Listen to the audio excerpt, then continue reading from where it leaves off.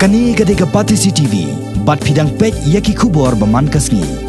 Ka Executive Committee jangka People's Democratic Alliance jangka Khasi Hills Autonomous District Council KHDC ke belalong nekasngi nyauter ujilio kala yolat bani plio jengbut bat Bishar banya igi Dulir bala Aiti daga Ophis jong Syiem ke Mylliem syuaban Syiem ke rai ke Khadc syuaban pa igi Dulir syaka sorka jela habia keren bagi la pathai kubor hadien bala wai ke jingelang uba pencingan Syiem Chief Executive Member ke KHDC ulayathu ba hadien ba ke District Council kala yo ban Bishar banya igi Dulir bala pa daga Ophis Syiem ke Mylliem ka PDA kala lum kirki ke Executive Committee ban ya pleo jengbut ka bedai ba katai ke benta ulayathu ru hadien ba Ophis jong Syiem ke Mylliem kala pa igi Dulir ka Executive Committee minta kasngi kala Syiem daga weipat kesinjam bandan ke jingelang hapdang ke Mylliem bat ke District Council ringkat ru bat kinong sajaan ni legal expert ban ya pleo jengbut bat ban ya tai sani bha halor kita kendrom kendram gi blami ekni kendiat sngi ha ka bagi pat ba kila dawa ban weng no igi harijan ki ba syong basa atham yo mulong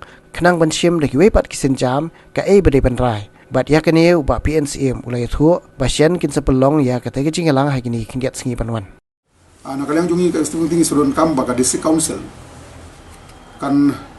don ka discussion apring ka council ba ka Mylliem abang council kamot nakalang jong ka office jongi nangkar ka Mylliem ha jino nangkar bar ki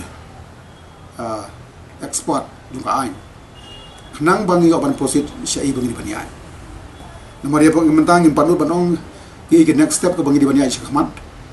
nambar bangi suthu ba ngidon kam swaning kong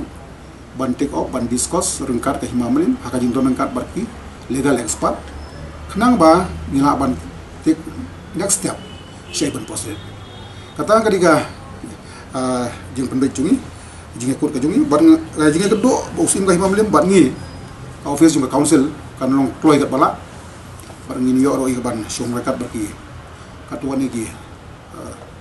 start thawan kenang bang yo ban Syiem ka rai syai ban ai the village that agreement kan nice pasan pusau it should be only go down construction office of the municipal nagbenta berpensa igi municipal worker not for any other purpose dia kala syai baga municipal kala field namar menta kata jaga kala along market area that is number 1 number 2 usim do kala field kajing state jong iu bani shu pata tham ka concern jong utrai agreement bagi municipal kata haru kala field natara untang don kam menta ban discuss lang bat ka Mylliem nang bangin sutu ka next step